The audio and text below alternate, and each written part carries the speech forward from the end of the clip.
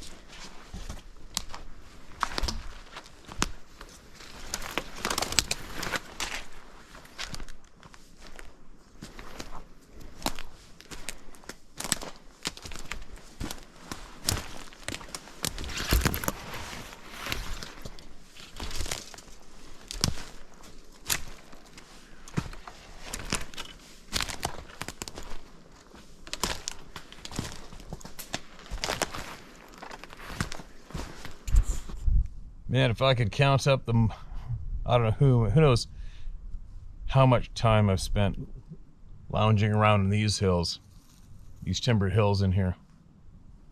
I don't know how many days. If you had to line it all out, probably months and months and months worth of time by myself in here. Cool place. Never anybody in here either.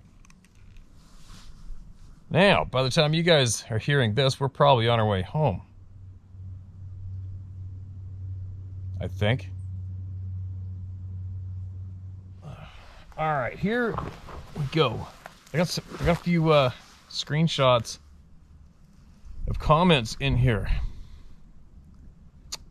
Allegedly, apparently worthy of sharing. So listen to this one. This is titled The Veil. And this is a screenshot from a comment. One ordinary morning, I took the dogs for a walk on the property. I live in Western Australia. I'd planned just to walk around the crop paddock, which was in full bloom with golden canola flowers. I stopped to face the morning sun and said a prayer of gratitude. As I turned around to continue my walk about 3 meters ahead of me, just inside the crop paddock, the veil opened up in front of me. The best way to describe it, it was like a triangle or like the opening of a tent. This all happened in about 3 or 4 seconds. Through the opening, I still saw the canola crop and the bush in the background, but everything was sparkling and glowing. But it was the intense emotion of love that swamped me. I started sobbing and I kept saying, "Oh my God, it's literally right in front of our noses. Oh my God, oh my God, oh my God." It was an incredible moment and happened so spontaneously. I couldn't make it happen again even if I tried, but I believe that at that moment, a spirit decided to give me a glimpse. I shall forever be grateful for this gift. Wow. Interesting. How many other people, I wonder, possibly have witnessed the same thing as that person that witnessed that? Right? Not me. Background sound of Sarah's cough. Or was it Sarah Squatch that rarely is caught on camera? Here's another one, screenshot of another comment. I'm from Baltimore, Maryland. I've done a lot of work in Aberdeen Proving Grounds as a contractor. I could swear that we saw Sasquatch just inside the woods in a really big, thick bush with briars all throughout it. This is in January, so it was dark by 5 p.m. The only reason we seen it was because it was just getting dark, and we seen really big eye shine with the eyes really spread apart, and you could see the dark outline of a figure. And once it noticed we were looking at it, it stood still and closed its eyes and wouldn't budge. A military officer came over and asked what we were looking at. We didn't say a thing, but he looked where we were looking, and he immediately had to leave. We had to leave. He took our names down. Needless to say, I wasn't sent back there on that job anymore for some reason. And I know why. We've seen too much. But yes, I can affirm and verify there are Sasquatch in and around Aberdeen, PG.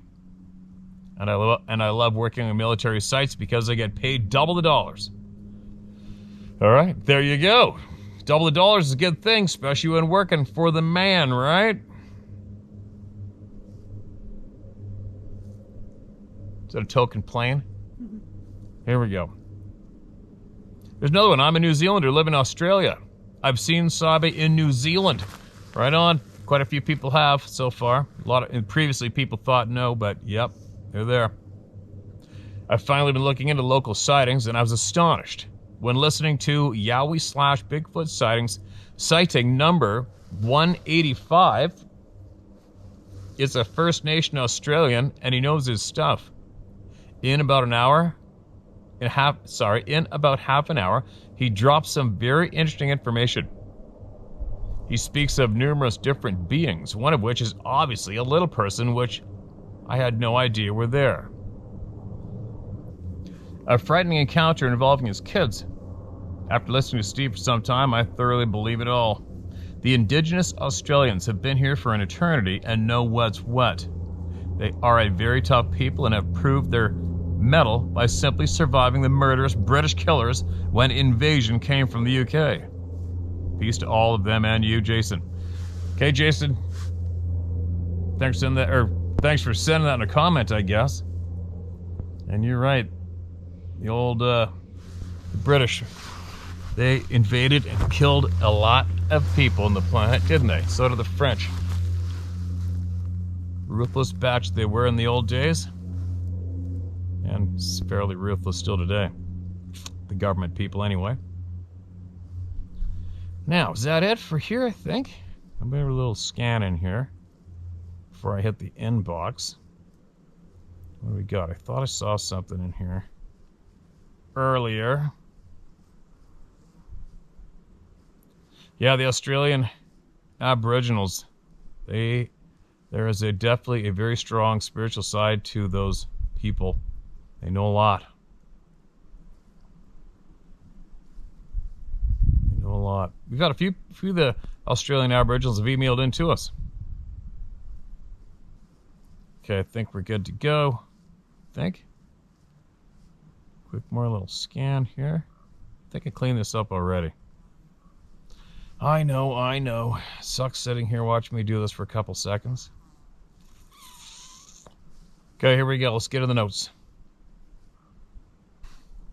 Hello, Steve. My name is Dom Farina. I've been listening to the experiences you've been reading for some time now, and listening to Wes at times. I had a hip replacement and shoulder surgery. At a time off from work, and YouTube suggested you. And in doing so, triggered what happened to me a couple of times. I'm 53 and civil servant for 34 years. My first experience is when I was 12 years old. My family has some land in southern tier of upstate New York. It was 1979 in the early month of December. We decide, me and my dad, to go for a day hunt for whitetail. I had a half a day at school but didn't go, so we left early in the morning hours. The day was absolutely beautiful, sunny, not too cold. For the first few hours, we didn't see anything, not even a fly. And we didn't even spook a deer when we arrived that morning. We usually do. So we decided to still hunt. We had a northwestern breeze, not much, so we headed east and then north, climbing the mountain. Not really a mountain, but it's very high. After about 1 hour or more, we moved into the breeze and we're close to the top. We were about 25 feet apart. He was below me to my left, slowly moving into the northwestern wind, and now we're in a heavy wooded area, downed trees, big trees, etc.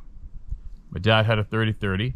I had nothing, just an orange hat, and all of a sudden, this growl, they came from my right, north side. It's hard to explain. It was deep and long, like a bass guitar going through a large PA system. We felt it. I know I did, and it seemed just feet away from me.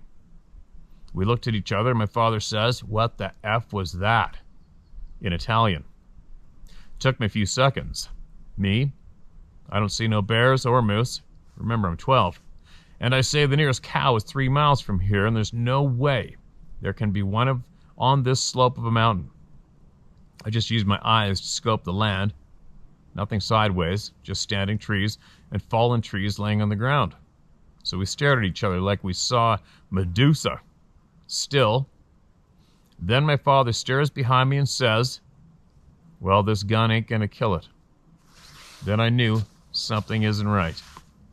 My dad lived in Venezuela for 7 years, and he's seen all of what the jungle offers there. So I knew he never heard such a sound. He knew nothing of Bigfoot. Zero. Me, on the other hand, saw a clip of the Patty film, but at that moment never crossed my mind.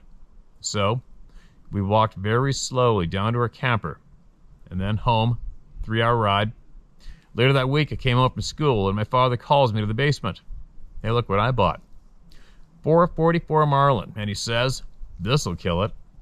I looked at him and said, "Okay, we can't go for deer with that." We never spoke about that day ever to my mom or sisters. My father passed a few years ago. I wish we did chat about it. So, fast forward 2016. I'm at the property with my son, who's 14, had a fire going. That's about 9 p.m. when we heard a long whoop down our driveway. My son looks at me with his mouth open, and I go for the 12 gauge flashlight, shoot the light in that direction, and saw nothing. I haven't heard that sound in my life. It was at ground level and directed to us. Although I never saw anything, just listening to these events, people had, I believe there's something out there. I've been hunting now for 40 plus years, and those sounds, 2 of them, I have no clue what made them. I carry a 40 S&W with me when I bow hunt with 2 clips. Thank you for you do, and be safe, Dom. Welcome to the club, Dom. So I'm gathering your dad must have seen that sucker, right? If he said, "This won't kill it." And there you go. Welcome to the club, right?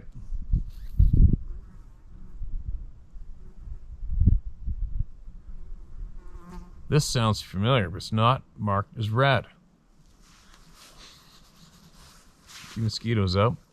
But it's in the backyard in a way. It's just over the hill from here, so let's read it. This is titled Braylorn. You can look that up on Google Earth. Dear Steve, I stumbled upon your YouTube channel, quite by accident, and am deliriously happy that I did. This is the first time in about 50 years that I've opened my mouth and finally felt safe enough to tell my small tale. This is all your fault, but really thanks, eh? I grew up in a small gold mining town about 70 miles from Lillooet on the Bridge River Valley, fairly isolated. I was a brownie and had our little troop had planned an overnight excursion to a historical cabin on a very isolated lake. Very early the next morning before sunrise, I awoke and desperately needed to visit the outhouse. It was very, very creepy. Not a breeze stirring, not a sound, no morning birds chirping, nothing at all. When I had finished, I was considering the 50-yard dash back to the cabin when the hairs on my neck stood up. Instinctively, I held my breath and felt as if someone was watching me. I was standing at the shore of the lake, and my eyes shot to the opposite bank, not very far away, as I saw a dark mound by the water. I stood froze as the mound stretched and unfolded itself. My mind was clicking so fast, trying to acknowledge what I was looking at. Even at 9 years old, something told me this is a very special moment. I gasped out loud to catch my breath. And this is when he, I think, turned and looked at me. Very gracefully, he, I think, eyed me for no more than a moment and turned to saunter back into the tree line. With the snap of only one branch, he was gone. I made my way back to the cabin and never told a soul about what I saw. So shook was I. Another revelation came to mind, and I knew for sure. When I was smaller, I used to have night terrors of some large animal screaming in the night. When I asked my father what it was, he, being a gold miner, said, "Oh, that's just the air whistling through the hoist." After hearing the audibles on Bigfoot, I now know exactly what I heard and gave validation to what I saw. I don't get the night terrors anymore, but let me tell you, when I first heard the audio, believe it's called the Sierra tapes, I had the most unbelievable case of deja vu. My heart started pounding, and I'm pounding real bad. I've had two heart attacks already. Didn't need another. My mind instantly flashed back, like way back. I knew I had heard those vocals and screams before. I felt sick to my stomach, and yet somehow relieved. I wasn't imagining this, and no, Dad, it wasn't the hoist at the mine. Now I'd like to pursue hypnosis to see if there's anything else I had buried deep down. My lifelong fascination with these beings means something. Thank you for poking this bear just enough to regain some sanity. Just to regain some sanity back regarding the subject. Keep doing what you're doing, it's working. Braylor and Brad, Deb McNeil. Deb, we probably know a bunch of the same people. And there's a lot more people in that neighborhood and your neighboring neighborhood that have had experiences than I think you may have realized at the time of this. You wrote in.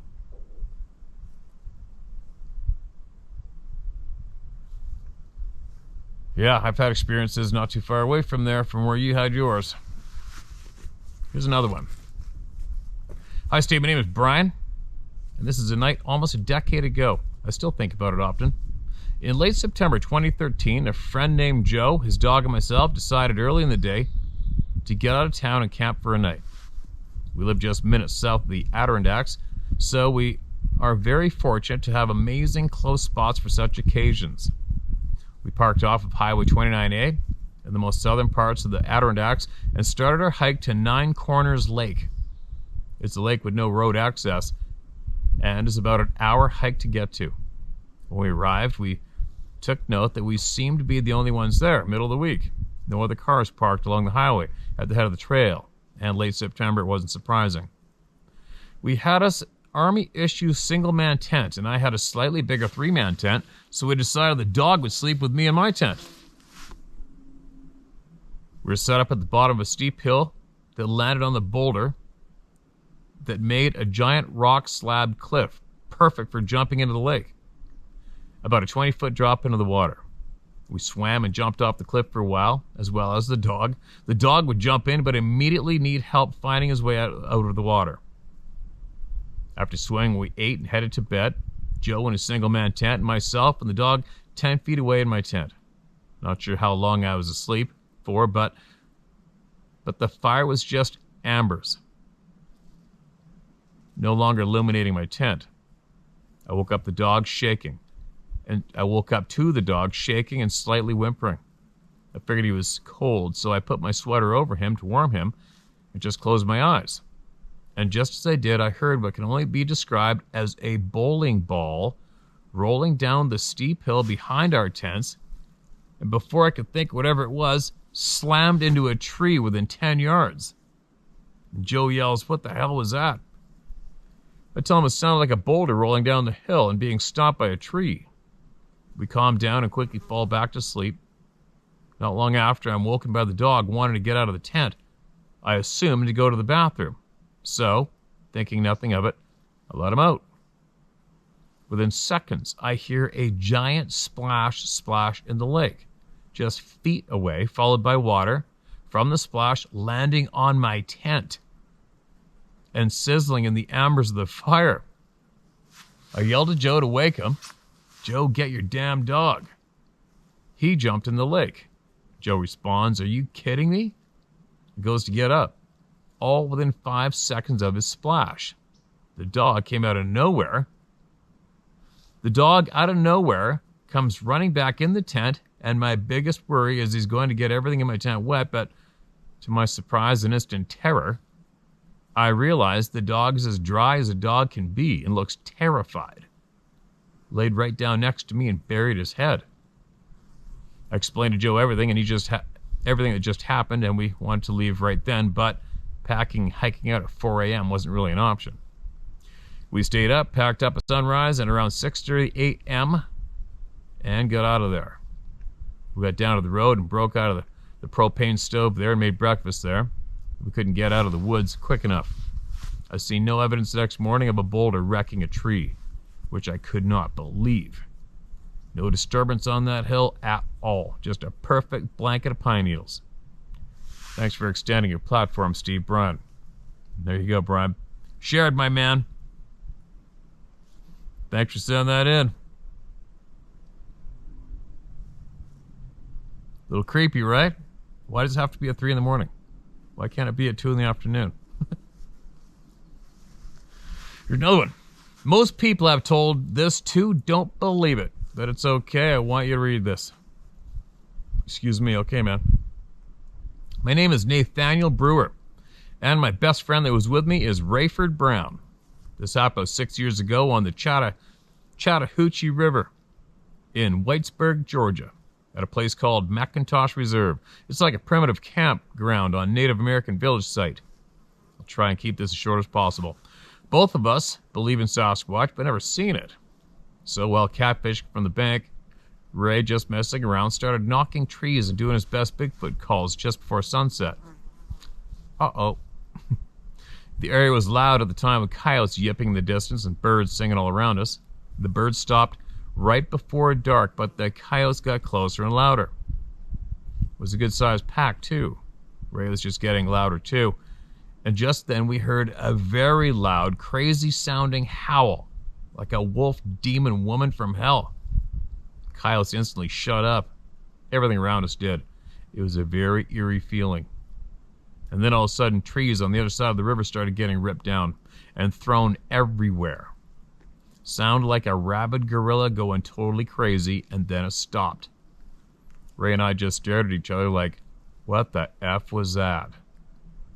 After about 10 minutes, we just sat back waiting on a bite. We would have been long gone after that craziness, but we had been dropped off there and really nowhere to go if we wanted to. Just as our nerves settled down a bit, a huge splash erupted about 10 feet in front of us. Scared the hell out of us both. But we both thought beaver. Bad timing, but had to be a beaver, right? Then another time, this time 5 feet in front. Okay, what the hell, damn beaver. Then another around the same spot, but this time you could hear rock hitting rock on the bottom. About that time, we were backing from the river, and a basketball-sized rock hit 2 bushes 2 feet to my left. 2 feet. Holy shit. We ran up the bank so fast and left everything on the sand below. I about shit myself for real. I told Ray, pissed it off, and he agreed. More thrashing in the woods across the river and a lot more huge rocks thrown. My dog Dixie was losing her mind. And I think I was too.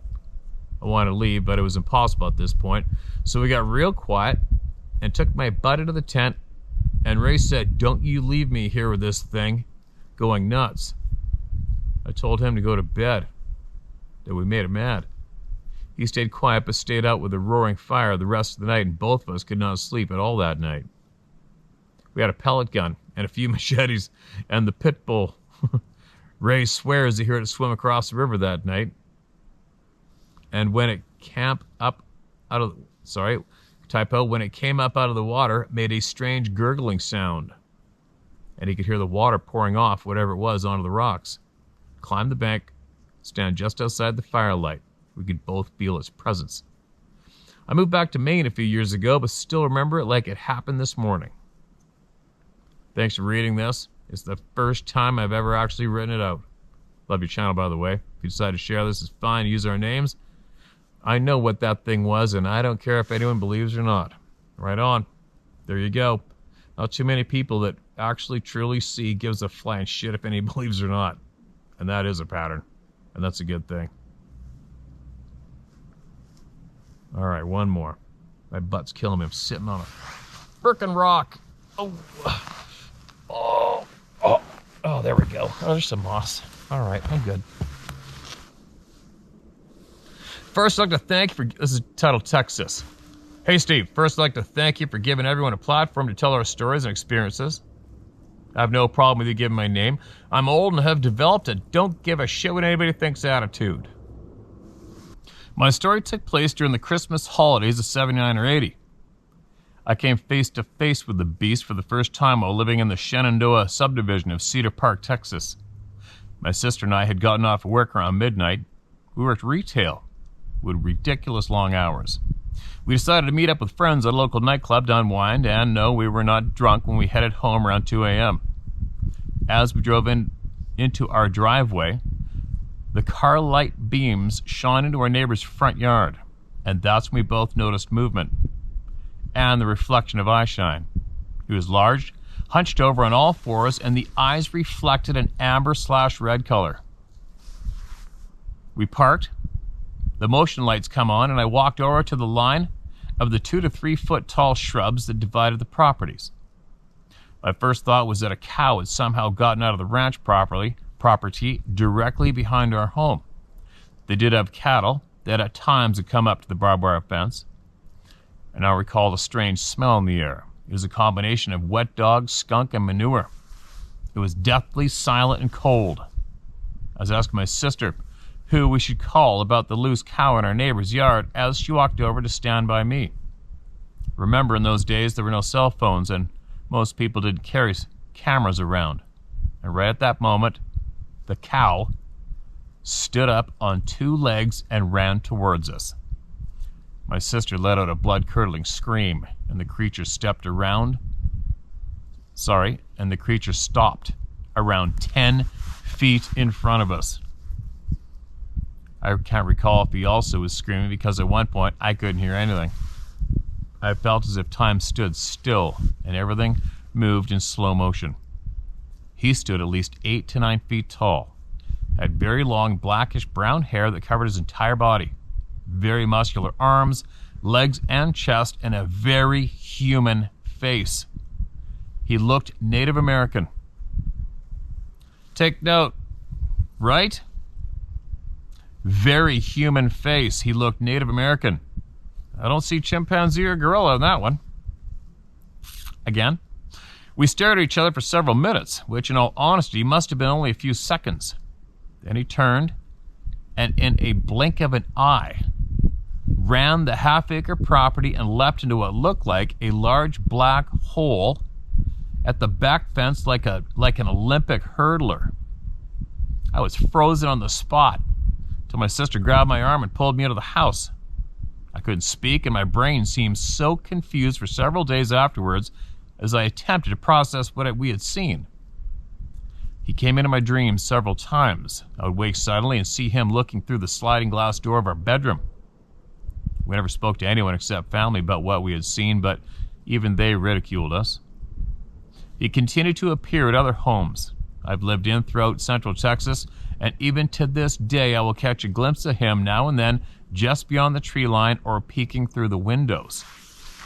But 2 months ago I saw him sitting in a tree in my front yard, but he wasn't alone. A smaller one sat with him. Well, I'm older, maybe just a bit wiser, so I felt compelled to tell my story. My children and grandchildren don't believe me. Well, they think I have an overactive imagination. Thanks for lending an ear, and to those that joined to listen to the experiences, all I have to say is, they do exist. Like Steve says, what other proof do you need? There you go. Might be interesting for you to have a conversation with me publicly, maybe, possibly, if you want, on a Zoom call. Let's see if I can. Oh, there's no email here. Shit. Just the email. No email address. No name. Right? Was there a name?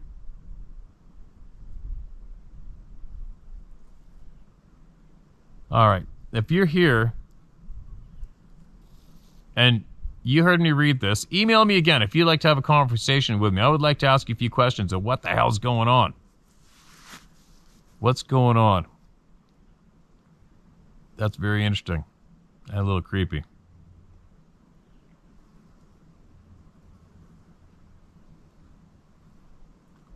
All right, one more.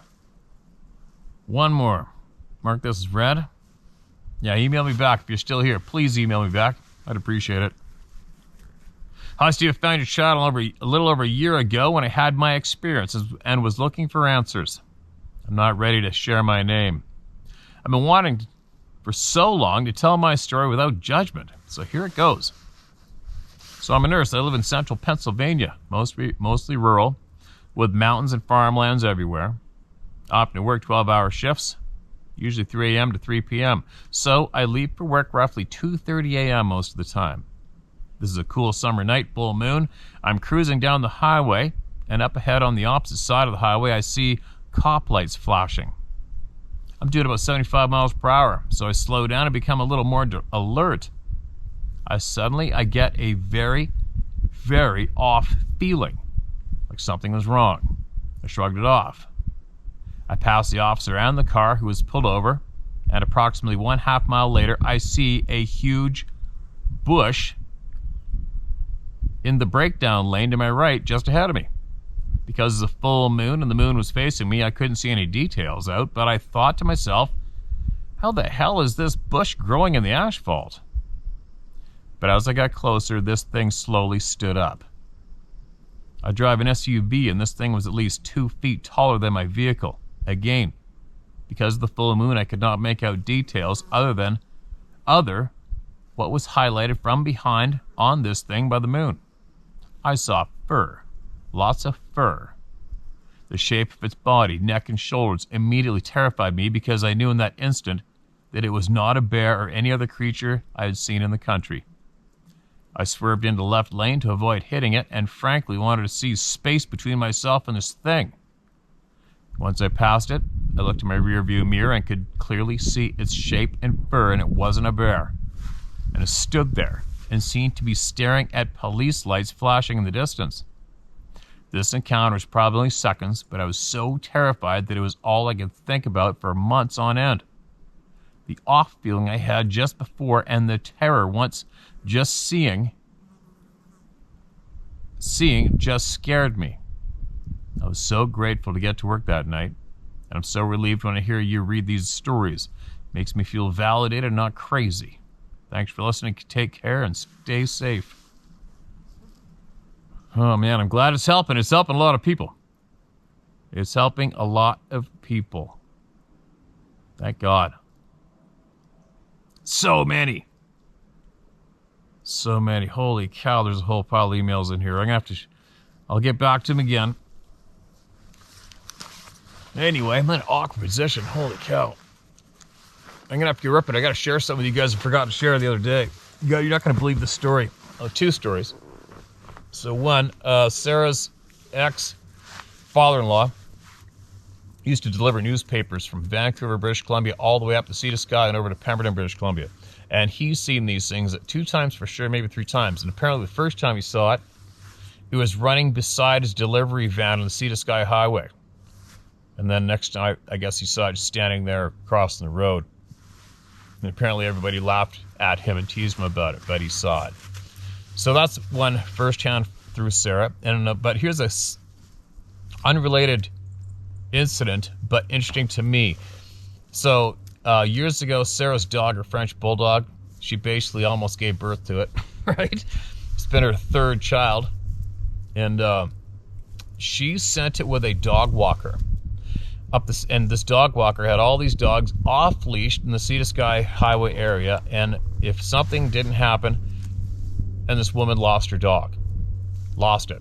And apparently word has it was running all over the highway and took off and a bunch of shit happened.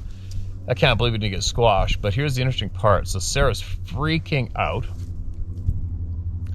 And she got a hold. She called the police. The police went out there to make sure it wasn't, he wasn't going to cause an accident. Nobody could find him. Little French bulldog. And then next thing you know, she's talking to a pet. Is it called a pet psychiatrist? No, pet. Hey, what was it? A pet what? Pet psychic. She's talking to a pet psychic, and she's telling Sarah that, like, Sarah's running around up there on the highway, in the side of the highway, in the forest, looking for a dog, doesn't have a clue where he is. Nada. He's been missing for half the day. The pet psychic is on the phone with her, telling her that the dog can hear her and to keep going down in the forest and down the river. She said he can almost see you and he should be right in front of you. And the pet psychic on the phone, who is on Vancouver Island, somehow was communicating through and knew what the dog was seeing and hearing and she found her frickin' dog. What is up with that? So anyway, that's a first-hand story, not hearsay. That came directly to me from Sarah, and that happened. So what I'm saying is anybody out there know somebody who is a pet psychic? I'd like to talk to them. I'm going to try to find this person that Sarah spoke with and see what they have to say about this topic that we talk about. I'm curious, and I have a funny feeling maybe they got something to say about it. Anyway, if any of you have got direct experience with an authentic pet psychic, email me. I want to hear about this. This is frickin' interesting, right? And it's got my attention because I heard it firsthand from somebody I trust who experienced it firsthand. Bizarre, right? Anyway, there you go. Share my story, howtohunt.com. That's where it gets shared word for word. The amount of people that put comments and emails saying, where do I get the story shared? We say it in every email. What else? Another thing we say in every email. Every single time YouTube loads up my videos, or any of their videos, they load the video available to you too soon. And in the very first few minutes it's available, the audio doesn't work. So, that's actually been known for many years now. And it happens every single day. Yet, still, people need to email me to tell me the audio doesn't work. Alright? Listen to my words. That's what happens every day. The second it hits YouTube, the audio doesn't kick in for a little bit. Okay? What else? The seatbelt ding-ding in my truck. I sent the truck back to get a new wire harness. Got the new wire harness on. I got my truck back. And every time you put it in gear and go, the seatbelt alarm carries on for about 2 to 3 minutes. Nothing I can do about it. I made that clear in the video the other day. Yes, people are still emailing me, telling me to click my seatbelt together. Seriously? Come on, you guys. Our audience is smarter than that. Now, there you go. Hopefully I've cleared those little tidbits up. I'm pretty tired. I'm going to get moving. Share my story, howtohunt.com. Get it off your chest. This is a safe place to do it, all right? Be back later.